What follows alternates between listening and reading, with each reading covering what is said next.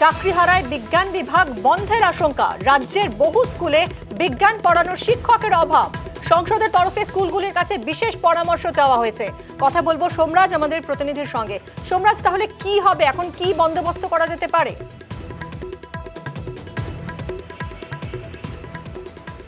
দেখো, রাজ্য জুড়ে প্রায় 25,000-এরও বেশি শিক্ষক শিক্ষিকা অশিক্ষক কর্মীদের চাকরি বাতিল হয়েছে। এবার এর প্রভাব সরাসরি স্কুল শিক্ষায় এসে পড়তে শুরু করলো। তার কারণ তুমি জানো যে গতকাল মাধ্যমিকের ফল প্রকাশ হয়েছে, এবার একাদশ শ্রেণীতে ভর্তির প্রক্রিয়া শুরু হবে।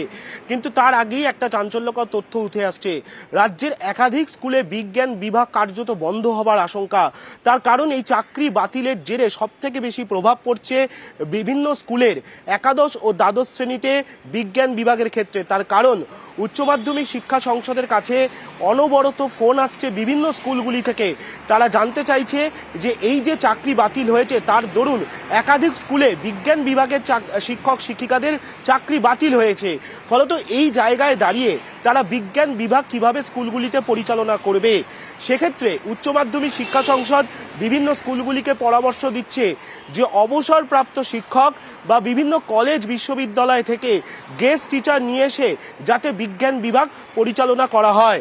অবশ্যই এক্ষেত্রে প্রশ্ন আসছে যে যেখানে একজন পূর্ণ সময় শিক্ষক শিক্ষিকা যে সময় দিতে পারেন, সেই সময়সীমা একজন অবসরপ্রাপ্ত শিক্ষক বা একজন কলেজ বা বিশ্ববিদ্যালয় থেকে আসা শিক্ষক কি দিতে পারবে, এই প্রশ্ন অবশ্যই থেকে যাচ্ছে। কিন্তু যেহেতু এই পরিস্থিতির সম্মুখীন হচ্ছে উচ্চ মাধ্যমিক শিক্ষা সংসদ, সেক্ষেত্রে তাদের নিয়মে শিথিল করছে। কি সেই শিথিলতা? না, উচ্চ মাধ্যমিক শিক্ষা সংসদের সভাপতি জানাচ্ছেন যে কোনো স্কুলে বিজ্ঞান বিভাগ থাকতে গেলে সেখানে পূর্ণ সময় শিক্ষক শিক্ষিকা থাকতে হয়। কিন্তু যেহেতু বিভিন্ন স্কুল থেকে তাদের কাছে ফোন আসছে, চিঠি আসছে যে চাকরি বাতিল হয়েছে এবং চাকরি বাতিলের একটা প্রভাব বিজ্ঞান বিভাগে পড়েছে। কারণ প্রচুর বিজ্ঞান বিভাগের শিক্ষক শিক্ষিকাদের চাকরি বাতিল হয়েছে এই চাকরি বাতিলের গেরোয়। ফলত সেই জায়গায় দাঁড়িয়ে তারা বিজ্ঞান বিভাগ কীভাবে পরিচালনা করবেন, আর সেই কারণেই উচ্চ মাধ্যমিক শিক্ষা সংসদ তাদের নিয়মে শিথিল করছে। এই শিথিলতা করা হচ্ছে শুধুমাত্র যাতে রাজ্য জুড়ে বিজ্ঞান বিভাগগুলি পরিচালিত হয়। এই মুহূর্তে রাজ্যে প্রায় 80 থেকে 1 লক্ষ ছাত্রছাত্রী উচ্চ মাধ্যমিক স্তরে উচ্চ মাধ্যমিক শিক্ষা সংসদের অধীনে বিজ্ঞান বিভাগ নিয়ে বিজ্ঞান নিয়ে পড়াশোনা করে। ফলত সেই জায়গায় দাঁড়িয়ে যদি একাধিক স্কুলের বিজ্ঞান বিভাগ বন্ধ হয়ে যায়, তাহলে এই ছাত্রছাত্রী যারা মাধ্যমিক পাশ করেছেন গতকাল, এবার থেকে একাদশ শ্রেণীতে ভর্তির প্রক্রিয়া শুরু হবে আগামী সপ্তাহ থেকেই, তারা কিভাবে বিজ্ঞান বিভাগ নিয়ে পড়বেন? তার জন্যই উচ্চ মাধ্যমিক শিক্ষা সংসদ বিভিন্ন স্কুলগুলিকে পরামর্শ দিচ্ছেন যদি তাদের বিজ্ঞান বিভাগের শিক্ষক শিক্ষিকাদের চাকরি চলে যায়, তাহলে তারা অবসরপ্রাপ্ত শিক্ষক নিয়ে আসুন, বিভিন্ন কলেজ বিভিন্ন বিশ্ববিদ্যালয় থেকে অধ্যাপক নিয়ে আসুন গেস্ট টিচার হিসাবে, এবং তাদের মাধ্যমে বিজ্ঞান বিভাগকে সচল রাখুন। অর্থাৎ বিজ্ঞান বিভাগকে কোনোভাবেই বন্ধ করা যাবে না, এই মোতাবেক উচ্চ মাধ্যমিক শিক্ষা সংসদের সভাপতি বিভিন্ন যথেষ্ট গুরুতর সমস্যা উচ্চশিক্ষা দপ্তরের সামনে এবং বেশ কিছু নিয়মে শিথিলতা আনছে তাই উচ্চশিক্ষা দপ্তর। উচ্চ মাধ্যমিক শিক্ষা সংসদ সভাপতি কি বলছেন শুনুন। এটা ডিটেইল অ্যানালিসিস করতে একটু সময় লাগবে, তবে হ্যাঁ, এখানে উচ্চ মাধ্যমিক সেকশন যেটাকে বলা হয়, এইচএস সেকশনেরও অনেক টিচার কিন্তু এতে এফেক্টেড হয়েছেন। সেই হিসেবে আমরা সেগুলো পর্যালোচনা করছি, সবই দেখছি। তবে হ্যাঁ, সায়েন্স স্ট্রিমে এমনিতেই কিন্তু টিচারের একটা খুব শর্টেজ আছে অলরেডি। ফলে সেই জায়গাতে যদি সায়েন্স স্ট্রিমে মানে বিজ্ঞান বিভাগে যদি শিক্ষক শিক্ষিকারা যদি চাকরি হারান এই রায়ের ফলে, তাহলে সেক্ষেত্রে ডেফিনেটলি কিছুটা তো সমস্যা হবেই। আমি চেষ্টা করব যাতে কোনো স্কুলে সায়েন্স স্ট্রিম বন্ধ না হয়ে যায়। যেখানে রানিং সায়েন্স স্ট্রিম আছে সেগুলো চলুক, সেগুলো তারা যেভাবে হোক, কোনো সম্ভব হলে কোনো রিটায়ার্ড টিচার হোক অথবা কোনো কলেজ ইউনিভার্সিটি থেকে কোনো গেস্ট ফ্যাকাল্টি বা ভিজিটিং ফ্যাকাল্টি নিয়ে হোক অথবা পার্ট টাইম টিচার দিয়ে হোক, তাহলেও তারা যাতে চালাতে পারেন সায়েন্স, মানে সায়েন্স স্ট্রিম রানিং কোনো জায়গাতে সায়েন্স স্ট্রিম বন্ধ হোক সেটা আমি ডেফিনেটলি চাইবো না, এবং সেটা আমি তাদেরকে উৎসাহ দেব যে যেভাবেই হোক যাতে সায়েন্স স্ট্রিমটা চলে। হাইকোর্টের নির্দেশে 25,753 জন শিক্ষক অশিক্ষক কর্মী তারা চাকরি হারিয়েছেন, যার ফলে একদিকে যেমন পড়ুয়ারা সমস্যায় পড়েছেন, অন্যদিকে চাকরিহারা যাদের মধ্যে যোগ্য চাকরি যারা যোগ্যতার সঙ্গে চাকরি পেয়েছিলেন এরকমও রয়েছেন চাকরিহারারা, তারাই আজ ফের পথে নেমেছেন। প্রতিবাদে যোগ্য চাকরিহারারা হাইকোর্টের নির্দেশে চাকরি বাতিল এসএসসি ভবন ঘেরাও কর্মসূচিতে আজ অংশ নিয়েছেন এই চাকরিহারারা। যোগ্য চাকরিহারারা তারা তাদের আন্দোলনে আজ উত্তাল হয়েছে করুণাময়ী চত্বর। এসএসসি ভবন ঘেরাও অভিযান। কথা বলবো অনুপ আমাদের প্রতিনিধির সঙ্গে।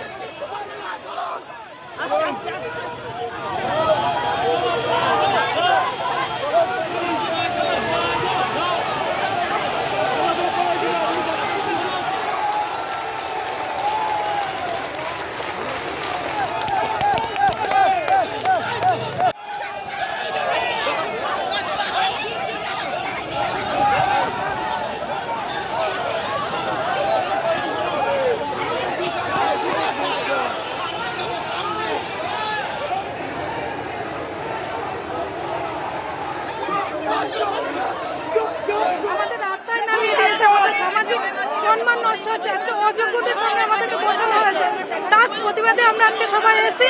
আমরা জানি আমরা নিরপরাধ মানুষকে শাস্তি দেওয়া চলবে না। আমরা জাস্টিস চাই।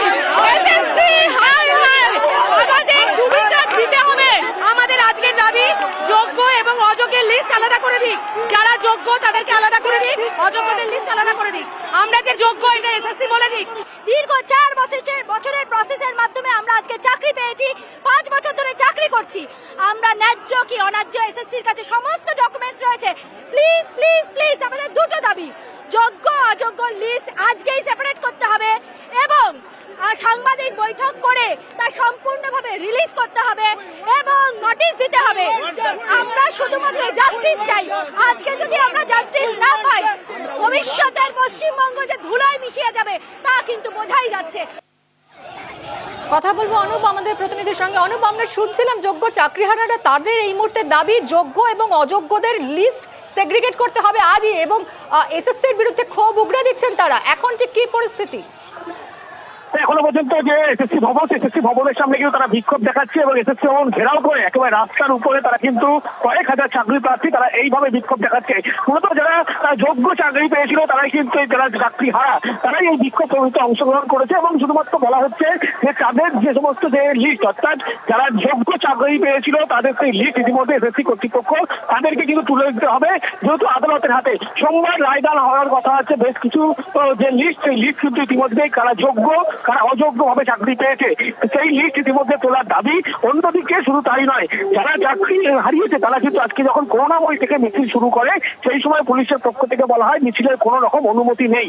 যখনই বলা হয় সেই সময় পুলিশের সঙ্গে রীতিমতো যখন বাধা দিতে যায়, পুলিশের সঙ্গে একতরফা ধস্তাধস্তি হয়। তার পরবর্তী ক্ষেত্রে লক্ষ্য করা যায় তারা কিন্তু একেবারে এসএসসি যে ভবন, অর্থাৎ এসএসসি ভবনের সামনে তারা কিন্তু অবস্থান বিক্ষোভ কর্মসূচিতে বসে। এখনো ওই ছবি লক্ষ্য করা যাচ্ছে তারা কিন্তু বলছে যতক্ষণ না পর্যন্ত তাদের এই দাবি মানা হবে তারা কিন্তু আগামী সোমবার পর্যন্ত এই রাস্তার উপরেই তারা বসে থাকবে। তার কারণ সোমবার যেহেতু আদালতে। বেশ অনুপ, তুমি নজর রাখো। ধন্যবাদ।